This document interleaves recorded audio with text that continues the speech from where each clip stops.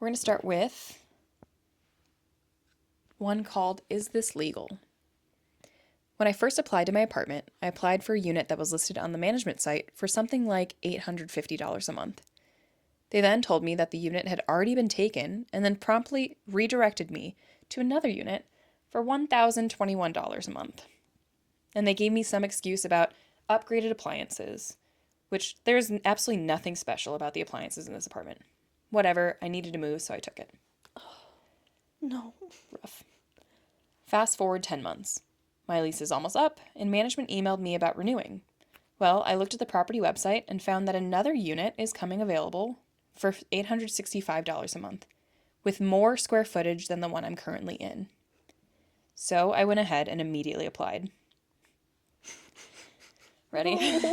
No.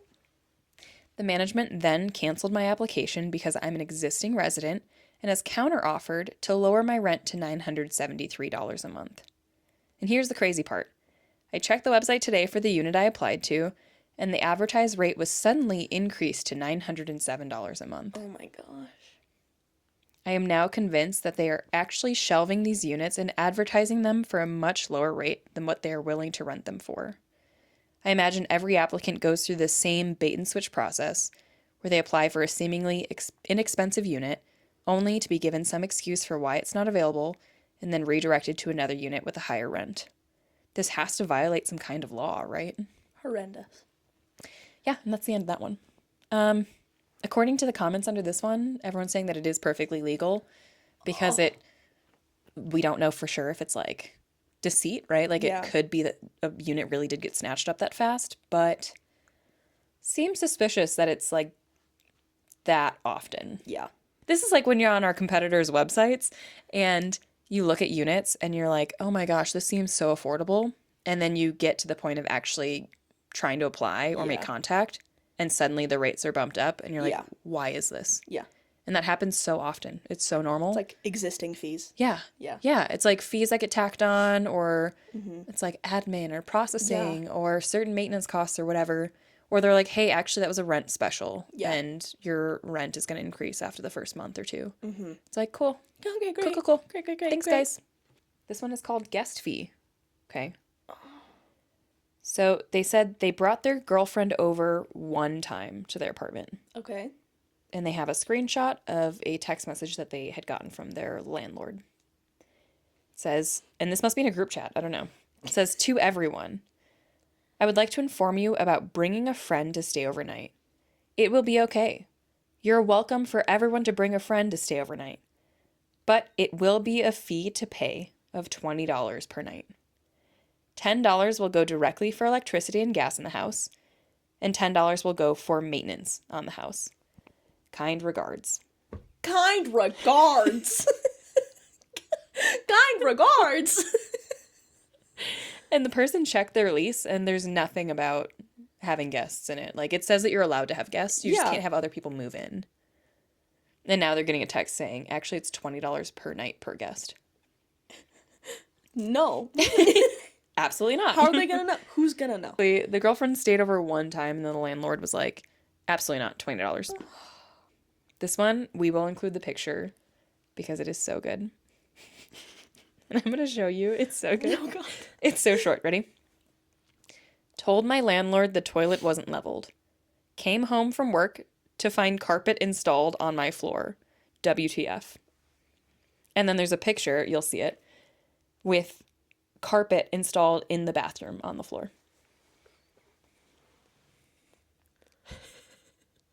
Also, the carpet doesn't match. Yep. It's like sample squares Yep. of carpet. Sample squares. That's horrendous. On the bathroom floor. Someone replied and said that in their experience, they had worked at a law firm for a while and that they worked late nights, and there was like an evening that they had where one of the female attorneys was like, you all need to come into the women's bathroom and see that it's carpeted. And everyone's like, wait, the women's bathroom is carpeted? And they're like, yes. So they all go in as a group to go see. And they said that they lifted the carpet, and it just had like a field of mushrooms growing underneath the rug. He was like, it was like someone brought boxes of mushrooms from a supermarket and staged the whole thing. Super bizarre. Okay. Next story. This one is called Landlord Moved In and Now Wants Me to Move Out. No. Okay. So the first mistake I made was letting my landlord move into the place I'm renting. He told me he was going through a divorce and he needed the place, and he asked me to move out.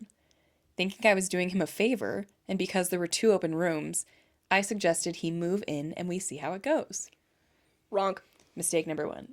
Error. Actually, the biggest mistake I've ever heard. Immediately when he moved in, it became clear that it was his territory now. He set up his workstation in the living room and started moving my stuff around. He asked me to not keep anything in the common areas that I pay rent for, and he won't consider decreasing my rent as a trade-off.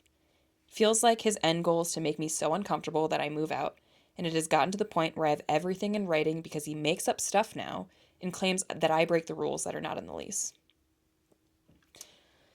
Yeah. He has now offered me $1,000 to move out by December, but it feels like another time where he's trying to get one over on me. I read somewhere that if a landlord in Seattle wants to end your lease early, they need to pay you the difference in rent for the remainder of that lease. Is that true? I have a place to move into by then, but I don't want to give notice until I have a better understanding of the law. Anyone have any insight? Also, being paid only $1,000 in Seattle to move out, Not enough. that won't even get you a corner of a place. Like, No. you can't even rent a closet. There's no way. This one's called Noise Complaint. Okay. My partner and I have lived in our top floor unit for 6 years, and I have 1 unit beneath me with a single older woman renting it.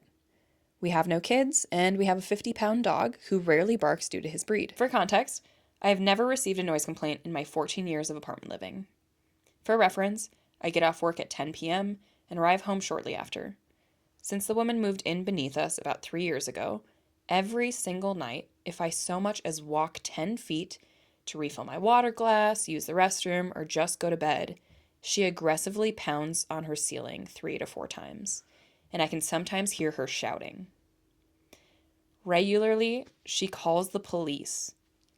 She usually steps out onto her patio to do this, so I can hear most of what she's saying. She lies to the cops and tells the operator that we smoke meth and that apartment management is at their wits' end with us. However, the cops have not come in over a year, so they've probably caught on to her lies. And when they did come, they immediately realized there was no violation and left without notice. So when I get home from work, my partner and I sit around and hang out for a couple hours before we shuffle off to bed around midnight, which is always accompanied by the banging sound. Sometimes, if I shift in my bed, it will trigger the ceiling pounding. Literally the tiniest creak. My point is, are we in the wrong here?